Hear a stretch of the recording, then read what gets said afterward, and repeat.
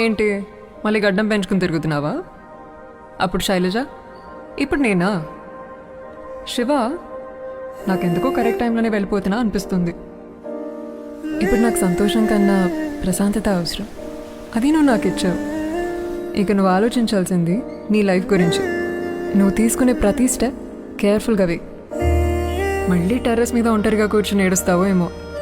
చాలు, చాలా ఏడ్ చేసావు. ఇంకంత హ్యాపీనెస్సే. అదొక్కటే నేను నీకు ఇవ్వాలనుకున్నా. Hope you will follow. నిన్ను మర్చిపోయానంటే నేను పిచ్చిదాన్ని శివ. ముందే ప్రిపేర్ అయ్యాను గుడ్ బై చెప్పడానికి. రే, నేనేం త్యాగం చేయట్లేదు. ఏదో టైం బ్యాడ్ వచ్చింది అంతే. అవును, ఇప్పుడు ఒకటివే చెన్నైలో ఏం చేస్తావు?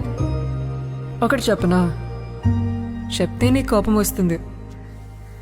ఇదంతా నీకు డైరెక్ట్గా చెప్పాలనుకున్నా, కానీ చెప్తే నువ్వు ఏదో ఒకటి అంటావు.